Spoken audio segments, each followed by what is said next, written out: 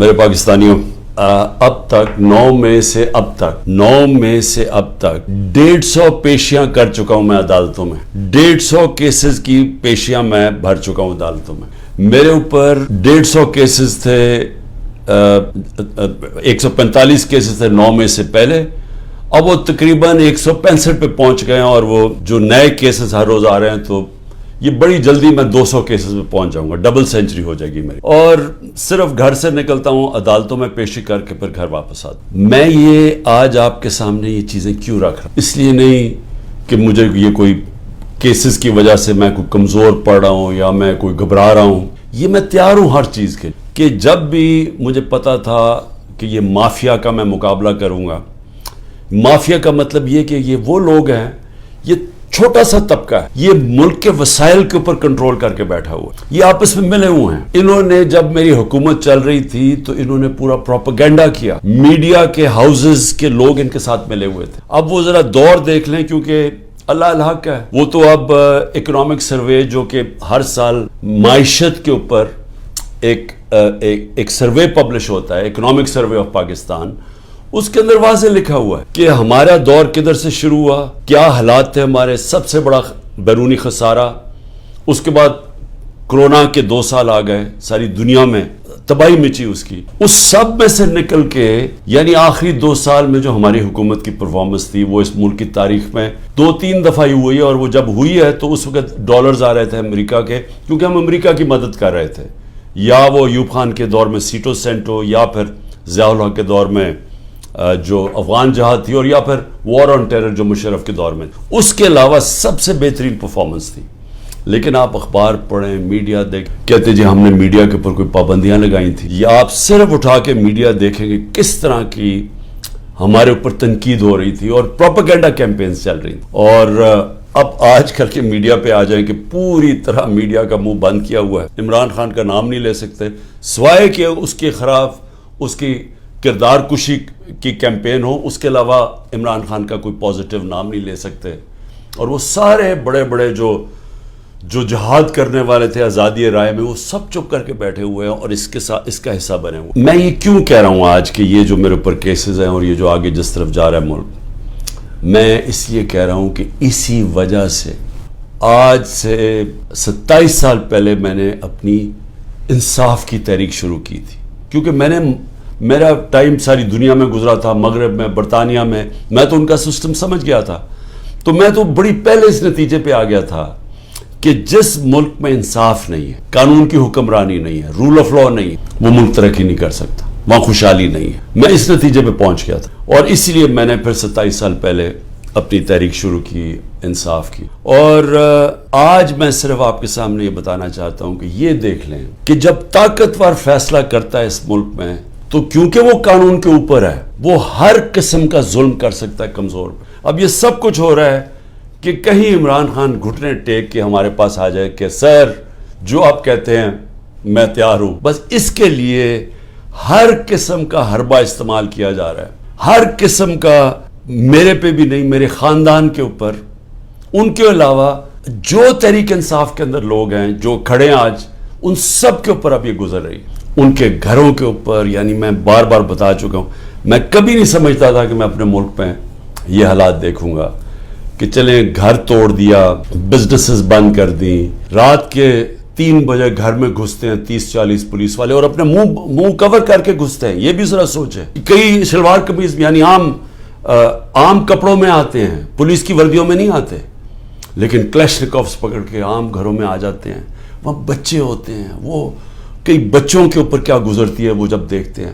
اعظم سواتی کے پوتیوں کے سامنے، اس کو بیوی کے سامنے اندر گھس کے رات کے 3 بجے اس کو مارا. سب کے سامنے دیکھ رہے ہیں اس کو مارتے ہوئے، ایک 75 سال کے آدمی. اور صرف اس کی غلطی تھی کہ طاقتور بادشاہ سلامت کے اوپر ایک ٹویٹ کر دی کہ باجوہ صاحب شکریہ آپ نے NRO 2 دیا ان چوروں کو.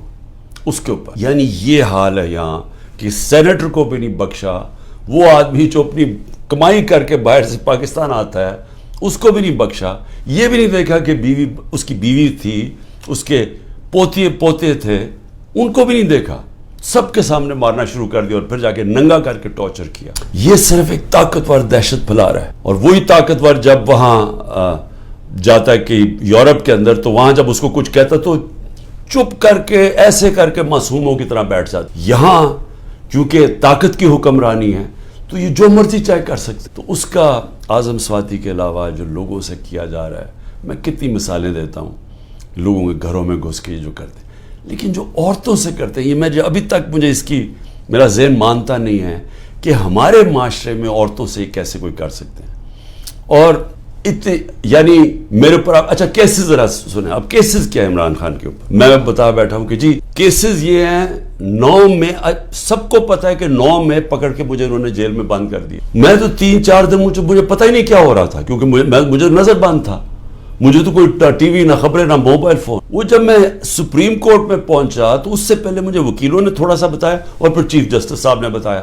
وہ پہلی دفعہ مجھے پتہ چلا کہ ہوا کیا ہے. اور مجھے تب بھی پوری سمجھ نہیں آئی کہ اس کے پیچھے کیا ہم کر سکتے تھے، کیا ہوا، کوئی انتشار ہوا، کون سے ہمارے لوگوں نے جا کے توڑ پھوڑ جلایا. وہ تو مجھے آہستہ آہستہ پتہ چلا کہ ہوا کیا. اور پتہ چلا کہ پورا پلان بنا ہوا تھا. یہ پلان کے تحت فالس فلیگ آپریشن، یعنی پہلے وہ اس طرح مجھے اٹھایا اور اس کے بعد پھر پہلے پتا تھا کہ ریاکشن آنا، اور اس سے یہ جو جلانا گھرانا اور یہ کیا، اور اس کی آڑ کے اندر سارے لوگوں کے اوپر بند کر دیا اور میرے اوپر کیسز کر دیے. میں جب جیل میں ہوں تب میرے اوپر کیسز کرنے شروع کر دیے کہ جی میرے کہنے پہ ہوا سب کچھ. ایک سٹیٹمنٹ نہیں ہے 27 سال میں مجھے ایک سٹیٹمنٹ بتایا کہ میں نے کبھی کسی کو کہا ہو کہ آپ توڑ پھوڑ کریں. ہمیشہ میں نے کہا قانون کے بیچ میں رہے. ہر جگہ میں نے قانون کی پابندی کی. جب مجھے لگا انتشار ہوا میں نے اپنی پارٹی کو پیچھے ہٹایا. جب ہماری پارٹی کراچی میں بننے لگی مجھے لوگوں نے کہا جی کہ جب تک ملیٹنٹ آپ کا ونگ نہیں ہوگا آپ ایم کیو ایم کے سامنے کھڑے نہیں ہو سکتے، کوئی آپ کی پارٹی نہیں جوائن کرے گا، کیونکہ ایم کیو ایم سے تحفظ چاہیے تھا. میں نے کہا ہم پارٹی نہیں بنائیں گے لیکن ہم نے ملیٹنٹ ونگ نہیں بنانا. ہمیشہ یہ 27 سال سے میری ہمیشہ یہ فلسفی تھی کہ ہم نے پرامن اور آئین کے بیچ میں رہنا ہے. میری آج اب تک کرکٹ کے اندر دیکھ لیں، جب میں کیپٹن تھا ساری دنیا ریسپیکٹ کرتی تھی کہ عمران خان وہ ہے جو نیوٹرل امپائر لے کے آیا. یعنی وہ آدمی پہلا کیپٹن تھا کرکٹ ہسٹری میں جس نے کہا کہ ہم اگر جیتیں گے تو ایمانداری سے جیتیں گے. اس سے پہلے ذرا دور دیکھ لیں کہ جب پاکستان جیتا تھا کہتے جی امپائروں کی وجہ سے جیت گیا، چیٹنگ کر کے جیتا ہے. میرا دور دیکھ لیں، آج تک کبھی جب ہمارے اپنے بھی امپائر تھے کبھی کسی نے نہیں کہا کہ ہندوستان کو ہرایا انہوں نے کہا ہم فیئر اینڈ اسکوئر. آسٹریلیا کو ہرایا انہوں نے کہا کہ ہمیں صاف اور شفاف طریقے سے ہم ہارے ہیں، یعنی چیٹنگ نہیں ہوئی. میں یہ جو کہہ رہا ہوں کہ کیسز میرے اوپر آپ ذرا سن لیں کیا کیسز ہیں کہ جی میرے دہشت گردی، ایک کوئی مظاہرہ ہوتا ہے الیکشن کمیشن کے باہر، میں گھر میں بیٹھا ہوں میرے اوپر دہشت گردی کا پرچہ ہو گیا. اسی طرح میں جب جیل میں ہوں اور مجھے کیا پتا تھا کیا ہو رہا ہے، وہ میرے اوپر دہشت گردی کے پرچے ہو گئے. میری یہ جو کیس ہے میرے اوپر القادر کا، یہ کیس کیا ہے؟ کیس یہ ہے کہ کیبنٹ ایک فیصلہ کرتی ہے اور وہ یہ کہتے ہیں کہ جی مجھے ذاتی فائدہ ہوا. ذاتی فائدہ کیا ہوا؟ القادر یونیورسٹی. القادر یونیورسٹی تو 7 مہینے پہلے شروع ہو گیا تھا کام اس پہ، وہ تو مکمل بھی پہلے ہو گئی تھی. تو مجھے کیسے اس کیبنٹ کے فیصلے سے فائدہ ہوا ہے اور القادر یونیورسٹی سے مجھے کیسے فائدہ ہوا ذاتی طور پہ؟ یعنی شوکت خانم 9 ارب روپیہ اکٹھا کرتا ہے ہر سال، مجھے ذاتی طور پہ کیا فائدہ ہے؟ وہ تو ٹرسٹ ہے. اور اسی طرح کبھی کسی نے یہ نہیں پوچھا کہ جو انگلینڈ کے اندر جو این سی اے کی ڈیل تھی ملک ریاض کی، جو 190 ملین پاؤنڈ آیا تھا یہاں ملک ریاض کا، کسی نے نہیں پوچھا کہ اس کے اندر سے 18 ارب تو اس نے دیا تھا حسن نواز کو اس کا گھر خریدنے کے لیے. 18 ارب روپے کا گھر خریدا ہے 1 ہائیڈ پارک لندن کے اندر. پوچھا کسی نے کہ اس کے پاس پیسہ کدھر سے آیا؟ کبھی کسی نے پوچھا ہے کہ یہ جو ان کے 4 مہنگے مے فیئر میں اپارٹمنٹ ہیں جس کا انکشاف پینما کے جو دنیا میں انکشاف ہوا تھا، انٹرنیشنل انکشاف پینما کا، کبھی پوچھا ہے آج تک ان کے پاس پیسہ کدھر سے ہے؟ کبھی کہتے جی قطری خط دے دیا کہ جی وہ قطری کے شہزادے کے باپ نے اور ان کے میاں نواز شریف کے باپ نے کوئی فیصلہ کیا تو دونوں مار گئے، تو پتہ ہی نہیں کہ پیسہ کدھر سے آیا. پھر کبھی وہ کلیبری فونٹ آ گئی کہ ایک فراڈ کانٹریکٹ دکھا دیا. وہ اس فونٹ کے اندر لکھا ہوا جو اس وقت ایجاد ہی نہیں ہوئی تھی، وہ اس سے اگلے سال آئی تھی. وہ جھوٹ پکڑا گیا مریم نواز کا، وہ کوئی اس کے اوپر کیس نہیں ہے. کبھی کسی نے یہ نہیں پوچھا کہ وہ جو چودھری شوگر مل کا 80 کروڑ روپیہ دکھایا تھا کہ جی کسی دبئی کے بزنس مین نے بھیجا ہے، وہ دبئی کے بزنس مین نے نیب کے اندر لکھ کے دیا کہ میں نے پیسہ نہیں بھجوایا. تو یہ سارا منی لانڈرنگ کوئی انہیں پوچھتا نہیں ہے. میرے اوپر ڈالا ہوا ہے توشہ خانہ کا. توشہ خانہ میں ذرا پہلے یہ تو پوچھیں کہ آصف زرداری نے 3 گاڑیاں لی توشہ خانہ سے، نواز شریف نے ایک، مریم نواز نے ایک، جو کہ توشہ خانہ میں نے ڈکلیئر کی. گاڑی لینا غیر قانونی چیز ہے، گاڑی نہیں نکال سکتے آپ. کوئی پوچھ نہیں رہا ان کو.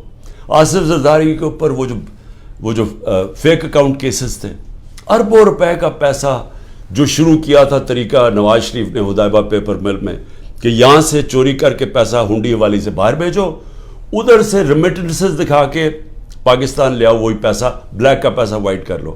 خود ہی قانون بنایا کہ جو باہر سے ریمیٹنس ہے کوئی سوال نہیں پوچھ سکتا. وہ حدیبہ پیپر مل کے جو کیس تھا اس کے اوپر BBC کی ڈاکیومنٹری بنی. اسحاق ڈار نے 164 کا بیان لکھوایا کہ کیسے وہ پیسے ان کے منی لانڈرنگ کر کے بھیجتا تھا. وہ قاضی فیملی جو لنڈن میں بیٹھی ہوئی تھی اس کا پورا بیان ہے. تو وہی طریقہ سارا ابھی تک. وہ شہباز شریف کا جو ہمارے دور میں پکڑا گیا، ایک ہی تو ہمارے دور میں ہوا تھا شہباز شریف کا جو کیس، وہی شہباز شریف کے کیسز کہ یہاں سے 8 ارب روپیہ اس نے اس کے جو منگوایا وہ فیک اکاؤنٹ سے سارے. کوئی پاپڑ والا، چینی والا، زرداری کا بھی وہی تھا. کوئی ان کو پوچھنے والا نہیں ہے کہ یہ اوپر بیٹھے ہوئے ہیں، یہ کیسز ہیں. اور عمران خان کے اوپر کیس کیا ہے کہ جی اس نے وہ القادر یونیورسٹی جو ٹرسٹ چل رہا ہے جس میں سارا پیسہ وہیں کا وہیں ہے، عمران خان کو کیا فائدہ ہے؟ یہ کیس بنایا.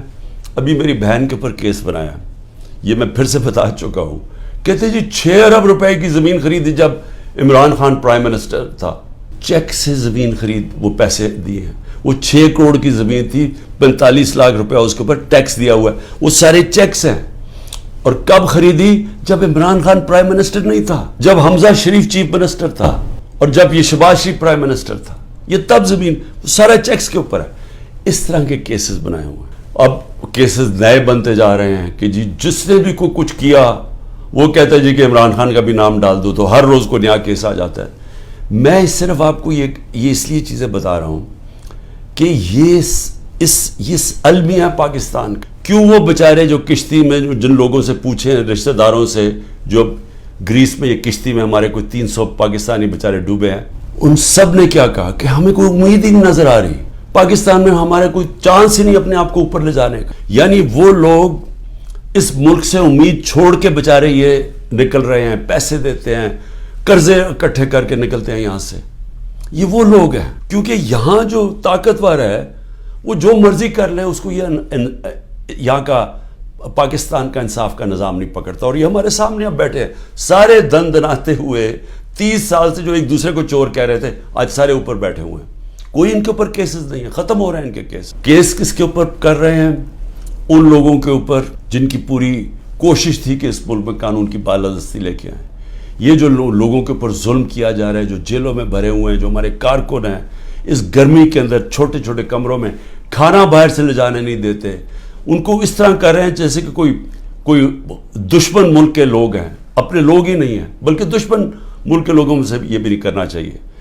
تو یہ سارا کچھ ثابت یہ کرتا ہے پاکستان میں کہ جب تک ہم اس ملک کے اندر اپنا انصاف کا نظام نہیں ٹھیک کرتے، جب تک طاقتور اسی طرح ظلم کرتا رہے گا کمزور پہ، اسی طرح ہمارے غریب لوگ یہاں سے ملک سے کوشش کریں گے یہ کشتیوں میں باہر جانا، کیونکہ یہاں روزگار ملنا نہیں ہے. جب تک ہم انصاف کا نظام نہیں ٹھیک کرتے، یہاں سرمایہ کاری نہیں ہونے لگی، سرمایہ کاری نہیں ہوگی، نوکریاں نہیں ملیں گی، اور نوکریاں جب نہیں ملیں گی تو یہی حالات ہوں گے. غربت بڑھتی جائے گی، بے روزگاری بڑھتی جائے گی جو بڑھ رہی ہے پاکستان میں.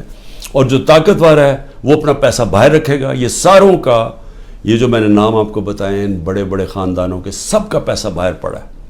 ان کو کوئی فرق نہیں پڑا کہ روپیہ گرتا ہے، مہنگائی ہوتی ہے، ان کو فرق ہی نہیں پڑتا. ڈالرز میں پیسے پڑے ہوئے ہیں ملک سے باہر. تو میں آج اپنے پاکستانیوں کو جو آپ کو پیغام دینا چاہتا ہوں کہ دیکھیں یہ جو اس وقت ہم جدھر کھڑے ہیں یہ اصل میں ہے ہمارے مستقبل کی جنگ، یہ ہماری حقیقی آزادی کی جنگ ہے. میں پھر سے آپ کو بتا دوں کہ حقیقی آزادی انصاف سے آتی ہے. رول آف لا سے آتی. جب تک ملک پہ انصاف نہیں ہوتا، رول آف لا نہیں ہوتا، اور اس کا بھی مطلب بتا دوں کہ طاقتور اور کمزور کے لیے ایک قانون جب تک نہیں آتا. برطانیہ کے اندر پرائم منسٹر کو اس لیے نکالا گیا، بورس جانسن کو، کہ جو قانون سب کے لیے بنائے ہوئے تھے اس کے اوپر وہ فالو نہیں کر رہا. اور وہ صرف اس نے ایک گیٹ ٹوگیدر کی تھی، چوری نہیں کی تھی، صرف گیٹ ٹوگیدر کی تھی کہ سوشل ڈسٹنسنگ کی کورونا کے دور میں، اور اس نے اس کے اوپر عمل نہیں کیا. اس کے اوپر پرائم منسٹر نکلا. ہمارا یہاں دیکھ لیں کہ اوپر ابھی ایک ٹیپ، جو آڈیو ٹیپ آئی ہے، اس میں کیا شہباز شریف کہہ رہا ہے کہ مریم کے داماد کے لیے اس کی ہاؤسنگ سوسائٹی ہے، تو گریڈ سٹیشن لازمی ہوتا ہے، جو ہاؤسنگ سوسائٹی بنائے وہی گریڈ سٹیشن بناتا ہے. اور وہ کہہ رہا ہے کہ مریم کہہ رہی ہے کہ وہ سرکاری طور پہ بنے، یعنی 70 کروڑ روپے کا عوام کو نقصان پہنچا رہی ہے ٹیکس کے پیسے پہ، تاکہ داماد کا 70 کروڑ روپیہ بچ جائے. یہ اس کے کانورسیشن میں کہہ رہا ہے، اور وہ اس کا پرنسپل سیکرٹری کہہ رہے ہیں فکر نہ کریں جی، یہ ہم کر دیں گے. یعنی ملک کو 70 کروڑ روپے کا نقصان پہنچائیں گے، اور ان کو یہ جو اوپر خاص کلاس بیٹھی ہے اس کو فائدہ پہنچائیں گے. تو اس لیے یہ جو ہماری تحریک ہے، یہ پاکستانی ہو، یہ آپ کے مستقبل کی تحریک ہے، یہ حقیقی آزادی کی تحریک ہے. اس میں آپ نے نہ گھبرانا ہے، نہ دل چھوڑنا ہے. سب سے زیادہ پریشر تو میرے اوپر ہے، کیسز کے اوپر کیسز، جان کو خطرہ لیتا، لیکن میں تو کھڑا ہوں، اور آپ سب کو بھی کھڑا ہونا چاہیے. آپ سب کو یہ سمجھنا چاہیے کہ یہ اگر ہم اس وقت اپنی جد و جہد سے پیچھے ہٹے تو یہ ہمارے بچے ہمیں کبھی معاف نہیں کریں. اس ملک کا مستقبل ختم ہو جائے گا. اس لیے یہ اب ہے جہاد، یہ پولیٹکس نہیں ہے. میں سارے پاکستانیوں کو کہہ رہا ہوں کہ یہ جو اوپر قبضہ گروپ بیٹھا ہوا ہے اور یہ ظلم کر کے لوگوں کو ڈرا کے ہمیں غلام بنا رہا ہے، یہ اس جہاد کے اندر آپ نے کسی صورت پیچھے نہیں ہٹنا. میں پھر سے آپ کو کہتا ہوں، پیچھے ہٹ گئے ملک کا مستقبل کے. وہ جو بڑی خواب تھی پاکستان، جو ہمارے لیڈر قائد اعظم، جنہوں نے جو کانسٹیٹیوشنلسٹ تھے، جو کہ قانون کی حکمرانی پہ چلنے والے، جو آزادی کی جب وہ بات کرتے تھے تو وہ کوئی کمپرومائز نہیں کرتے تھے آزادی کے اوپر. خوددار انسان تھے. یہ غلام ہندوستان میں ایک آزاد انسان تھا جس کے ضمیر کی کوئی قیمت نہیں تھی، جس کے مخالف بھی ان کی عزت کرتے تھے. اور علامہ اقبال، جو کئی صدیوں میں ایسا ذہن مسلمان دنیا میں نہیں آیا جو علامہ اقبال کا تھا، جو انہوں نے تصور دیا تھا کہ ہم نے مدینہ کی ریاست کے اصولوں پہ ایک عظیم قوم کھڑی کرنی، اور پھر بتایا کہ کیوں ایک زمانے میں ہم نے دنیا کی امامت کی، اور شکوہ اور جواب شکوہ میں بتایا کہ کیوں ہمارا اب زوال ہے. آج ہم ادھر ہی کھڑے ہیں. ہمیں وہی علامہ اقبال کی جو ان کی شاعری تھی، ہمیں اس کے اوپر ایک شعر کے اندر کہ ہمیں انہوں نے پورا فلسفہ دیا ہوا ہے. آزاد قومی کی صرف پرواز ہے، صرف آزاد لوگ ہی اقبال کے شاہین بن سکتے ہیں. غلاموں کا کوئی مستقبل نہیں ہے.